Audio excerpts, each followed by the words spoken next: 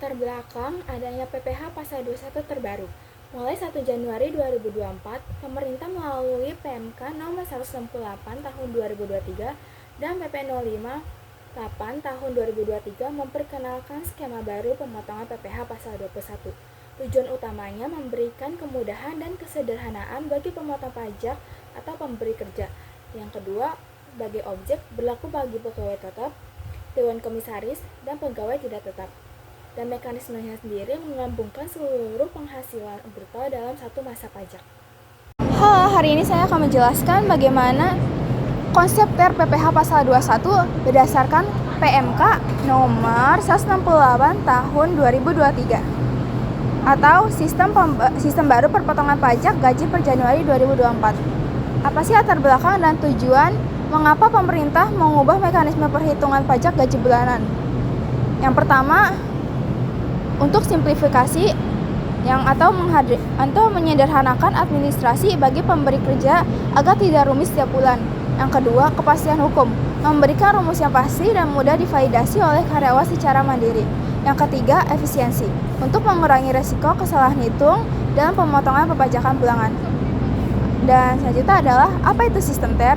Definisi TER sendiri adalah metode instan untuk menghitung pajak bulanan dengan gaji kotor langsung dengan presentasi tarif atau tanpa perlu mengurangi biaya jabatan atau iuran pensiun di setiap bulan Januari sampai November. Kapan waktu penggunaannya? Nah, untuk penggunaannya itu berlaku khusus untuk masa pajak Januari dengan sampai masa November. Yang kedua, digunakan untuk menghitung potongan pegawai tetap, penerima pensiun berkala, dan pegawai tidak tetap. Yang terakhir, pada bulan Desember, sistem ini otomatis tidak berlaku karena diganti hitungan tahunan ASI. Kategori TER bulanan sendiri dibagi 3. Kategori A, status PTKP, TK0, TK1, dan K0. Kategori B, status PTKP, TK2, TK1, K1, dan K2. Kategori C, status PTKP, K3.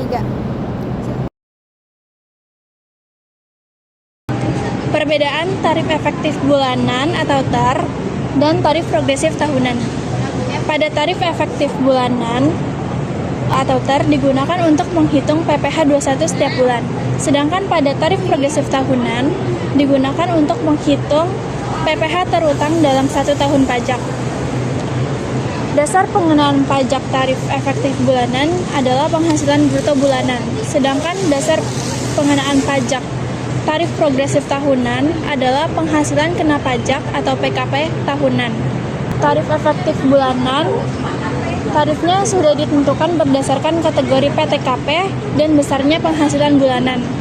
Sedangkan tarif progresif tahunan menggunakan lapisan progresif sesuai pasal 17 UU HPP.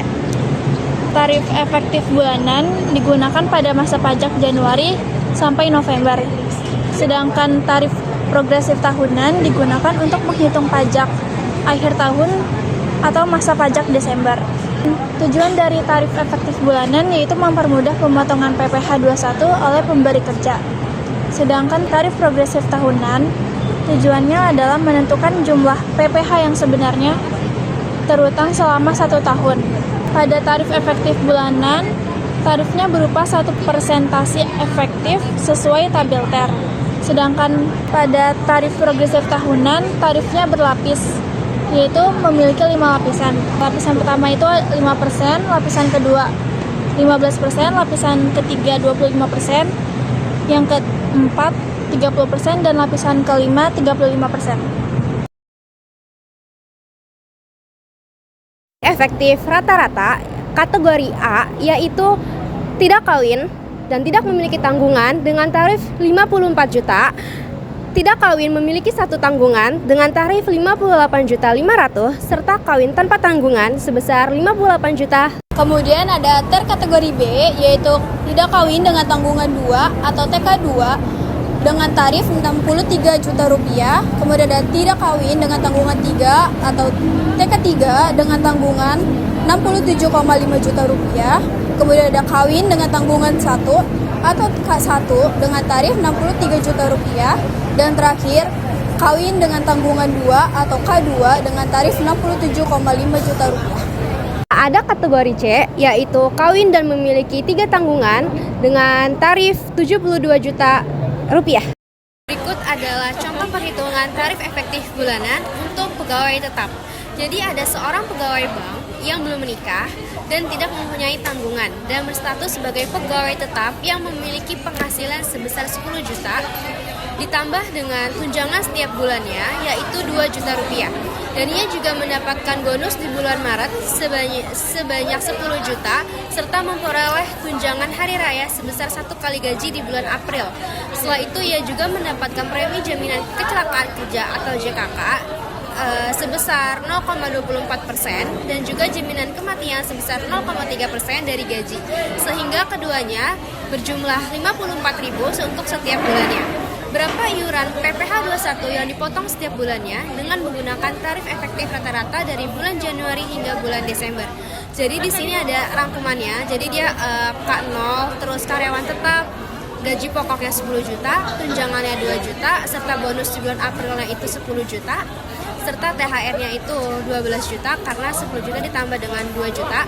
JKM-nya itu 24.000 dari 10 juta dikali 0,24% dan juga ada JKK-nya itu sebesar 30.000 dari 10 juta dikali 0,3%. Nah, jadi ini adalah tabel perhitungan tarif efektif bulanan untuk pegawai tetap yang dimana jumlah PPh 21 yang harus dibayarkan karyawan tersebut pada bulan Januari hingga bulan November sebesar 8.971.320.000. Nah, karena tadi udah dari perhitungan Januari hingga November, maka di sini adalah perhitungan untuk bulan Desember, yang dimana ada penghasilan brutonya sebesar 166.648 juta rupiah. Terus ada juga biaya jabatannya 5% dikali penghasilan bruto dengan maksimal 6 juta rupiah.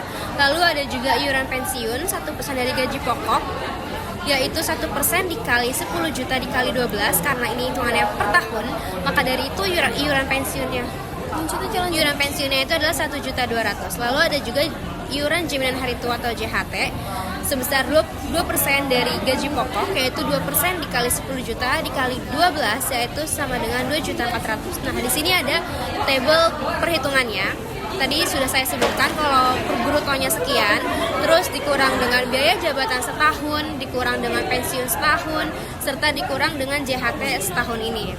Lalu penghasilan netonya itu sebesar 154.048.000 rupiah. Lalu dikurang lagi dengan PTKP-nya karena dia tadi tidak kawin dan tidak memiliki tanggungan, maka PTKP-nya itu adalah 54 juta rupiah. Dan PKP-nya ini itu hasil dari pengurang hasil neto dikurang dengan PTKP sebesar 103.048.000 rupiah. Dan terus ada juga tarif pajak pasal 17-nya. Ini adalah tarif efektif rata-ratanya ada 2 lapis, yaitu 5% dikali 60 juta. Ini tarif yang pertama itu sebesar 3 juta rupiah. Lalu ada tarif yang kedua sebesar 15%. Tarifnya itu 43.048.000 dengan hasilnya itu 6.457.200. Nah, total tarif pajaknya ini itu sebesar 9.457.200.000 rupiah. Lalu total yang terpotong hingga November itu adalah 8.489.160 rupiah dan yang di Desember itu ada 968.40.000 rupiah. Nah, PPh pasal 21 yang terpotong di bulan Desember adalah sebesar 968.40.000 berasal dari jumlah PPh 21 masa pajak terakhir. PPh 21 setahun yaitu 9.939 dikurangi dengan PPh 21 yang telah dipotong selain masa pajak terakhir Januari hingga November sebesar 8.971.320. Kemudian ada contoh perhitungan tarif efektif bulanan untuk pegawai tidak tetap, yaitu ada 2, pegawai tidak tetap dengan gaji harian dan pegawai tidak tetap dengan gaji bulanan. Untuk pegawai tidak tetap dengan gaji harian yaitu pegawai A mengerjakan pekerjaan paruh waktu di PT Aksara di bulan Maret selama 10 hari. Ia menerima penghasilan sebesar 500.000 per hari. Karena ia memiliki penghasilan lebih dari 450.000 per hari, maka tarif efektif PPh 21 karyawan A adalah sebesar 0,5%. maka perhitungan PPh 21 atas penghasilan karyawan A yaitu 0,5% dikali 500.000 dikali 10 hari sama dengan 25.000. Dan untuk pegawai tidak tetap dengan gaji bulanan yaitu karyawan B mengerjakan pekerjaan paruh waktu di PT Muara Karang selama 1 tahun dan berstatus TK 0 dan termasuk kategori terdalam tarif efektif bulanan. Oke, di sini ada contoh tabel perhitungan tarif efektif untuk pegawai tidak tetap dengan penghasilan bruto yaitu 79 juta rupiah dan PPh pasal 21 dengan jumlah 1.032.500. Manfaat pemahaman TER dan korteks administrasi sistem.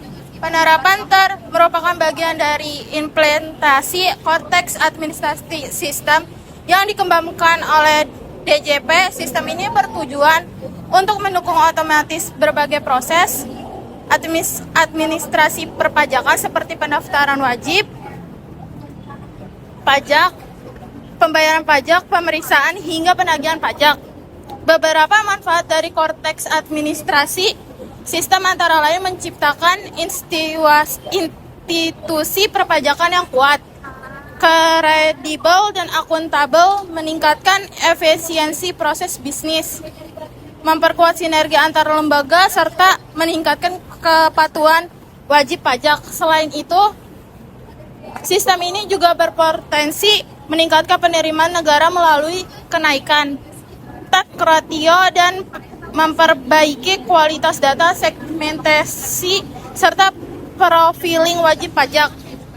Jadi kesimpulannya, penerapan TER membuat perhitungan PPh pasal 21 menjadi lebih sederhana.